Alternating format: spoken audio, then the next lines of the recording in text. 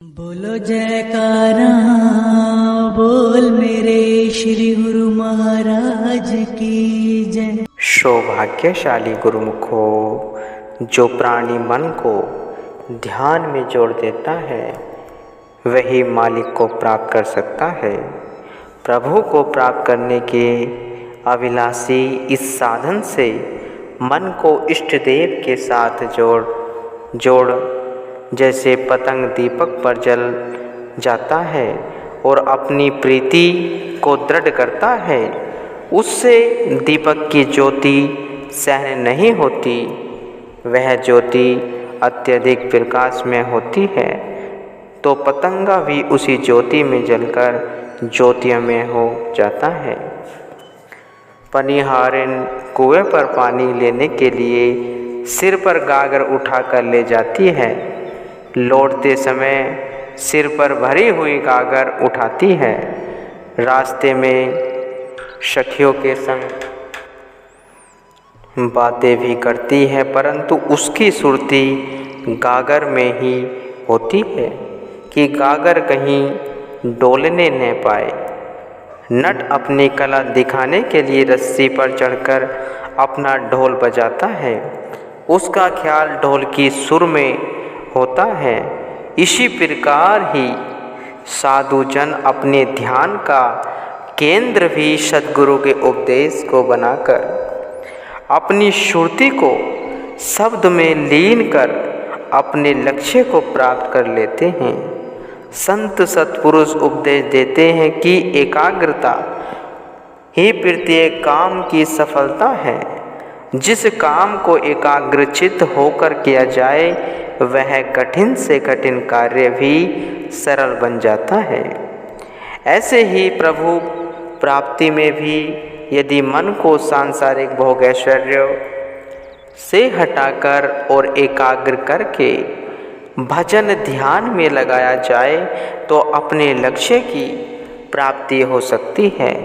मन को एकाग्र करने के लिए तथा ईश्वर प्राप्ति के लिए आप 4 साधन बतलाते थे: अभ्यास, विचार, ध्यान, समाधि और फ़कीरों के कलाम में इसे जिक्र, फ़िक्र, मरकबा और फना कहा जाता है। फना के बाद वक्रा है, जिसे जीवन मुक्ति भी कहते हैं। अभ्यास का अर्थ ही यही है कि किसी कार्य की नियम पूर्वक करना अर्थात चित्त वृत्तियों को एकाग्र करने के लिए हर समय अपने मन पर ध्यान रखना। पुनः यह विचार करते रहना कि कहीं यह चित्त वृत्तियाँ इधर उधर के ख्यालों में न चली जाए। श्रुति को शब्द में लीन करते हुए समाधि अवस्था तक पहुँचना यही परम लक्ष्य है। इसी प्रकार प्रभु प्राप्ति के अभिलाषी जिज्ञासु जन इन 4 साधनों को ध्यान में रखते हुए अपनी चित्तवृत्तियों को माया की ओर से समेटते हैं, भक्ति की ओर लगाते हैं तथा अपने ध्यान का केंद्र सद्गुरु के शब्द को बनाते हैं। सद्गुरु के वचन ही उनकी पूंजी बन जाते हैं। अपने वचन को सद्गुरु के उपदेश अनुसार बनाकर लक्ष्य की प्राप्ति का मार्ग सुगम बनाते हैं तथा लक्ष्य को प्राप्त करते हैं। इंसान का मन मोम के समान है, फिर भी न जाने मनुष्य क्यों मन की शिकायत करता है कि नाम सुमरण में मन नहीं लगता। यह साधारण सा दृष्टांत कितने गूढ़ रहस्य को लिए हुए है कि मोम को पिघलाकर उसे किसी भी आकार में ढाला जा सकता है। चाहे तो उसे दीपक में भरकर दीपक का आकार बना लो, चाहे गिलास में डालकर उसे गिलास का आकार बना लो, चाहे उसे पिघले हुए मोम को बूंद बूंद करके मिट्टी में मिला दो। यह मनुष्य पर निर्भर है कि जैसा चाहे मोम की शक्ल बना दे। इसी प्रकार मन भी मोम के न्याय है। इस पर चाहो तो माया अथवा माया के विचारों का प्रभाव डालो अथवा संत महापुरुषों की संगति का, यह मन उसी सांचे में डल जाएगा। यदि इस मन पर मायावी विचारों का प्रभाव पड़ गया तो यह जीव 84 लाख योनियों में आवागमन के चक्र में फंस जाएगा, जिससे छुटकारा मिलना अति कठिन है। यदि संत महापुरुषों की संगति प्राप्ति की जाए तो अपने मानव जन्म के लक्ष्य की प्राप्ति करने में सफल होगा। जैसे मोम को यदि जलाया जाए तो वह जलकर रोशनी देती है और स्वयं जलकर समाप्त हो जाती है, ऐसे ही मन को यदि गुरु भक्ति के साधनों में साध लिया जाए तो मन के विचार एवं संकल्प विकल्प समाप्त हो जाते हैं, अंतर में उजाला हो जाता है। तो क्यों न गुरु भक्ति के संस्कार इस मन पर डाले, चाहे जिससे जीव को जन्म जन्मांतरों तक 84 की यातना न झेलनी पड़े। समय अनुसार कई बातों में परिवर्तन होता रहता है। सर्वसाधारण का कथन है कि सतयुग में मनुष्य की आयु लंबी होती थी, स्वास्थ्य बहुत अच्छा होता था, इसलिए जीवन का आनंद प्राप्त करते थे। कलयुग में थोड़ी आयु में स्वास्थ्य खराब हो जाता है, इसलिए थोड़ी आयु में ही जीवन का आनंद ही ले लेना चाहिए। इसका यह अर्थ नहीं समझना चाहिए कि थोड़ी आयु होने पर शारीरिक सुखों एवं ऐश्वर्य भोगों में आनंद प्राप्त कर लिया जाए। इसका वास्तविक रहस्य संत महापुरुष यह बताते हैं कि सतयुग में भी लोग अत्यधिक समय तपस्या साधना गुरु भक्ति में व्यतीत करते थे। सूरत शब्द योग के अभ्यास से धीरे धीरे आत्मा सत्कार हो जाता था, जिससे कि सतयुग के जीव जीवन का आनंद प्राप्त करते थे। इसी प्रकार ही यदि कलयुग में भी सूरत शब्द योग की साधना तथा गुरु भक्ति की ओर ध्यान दिया जाए तो थोड़े समय में आत्मा सत्कार हो सकता है और जीवन का आनंद प्राप्त किया जा सकता है, क्योंकि सुख भजन अभ्यास तथा अत्यधिक उन्नति पर निर्भर है, आयु पर नहीं। संत महापुरुष चेतावनी देते हैं कि इसी थोड़ी आयु में ही भजन सुमरण कर जीवन का वास्तविक आनंद प्राप्त करो। आग में कौन सी वस्तु नहीं जलती, समुद्र में क्या नहीं समा सकता, वह कौन सा प्रवर कार्य है जो अवला नहीं कर सकती, संसार में वह कौन है जिसे काल नहीं खा सकता। इसका उत्तर यही है कि यश अर्थात लोकोत्तर महापुरुषों की महिमा ऐसे ही जिसे आग जला नहीं सकती, मन समुद्र से भी विशाल है। एकमात्र मन ही ऐसा है जो समुद्र में नहीं समा सकता। असमर्थ एवं गुणहीन नारी को अवला कहा गया है। ऐसी नारी समस्त श्रेष्ठ गुणों से संपन्न संतान को जन्म नहीं दे सकती। नाम अर्थात सद्गुरु का प्रदान किया हुआ अंतर का शब्द ही ऐसा है जिसे काल नहीं खा सकता, अपितु नाम से तो काल भी वह खाता है। श्री सद्गुरुदेव महाराज जी ने बताया कि संसार में रहकर संत महापुरुषों की चरण शरण ग्रहण कर उनसे नाम दीक्षा दीक्षा लो, जिससे काल भी बह खाता है और समुद्र से भी विशाल मन को जीता जा सकता है। मन को समुद्र से भी विशाल इसलिए कहा है कि मन एक सेकंड में 7 समुद्रों से पार की यात्रा कर आता है। जैसे समुद्र की सतह को पाना कठिन है, वैसे ही इस मन के संकल्प विकल्पों का मिटाना समुद्र की सतह पाने से भी अधिक कठिन है।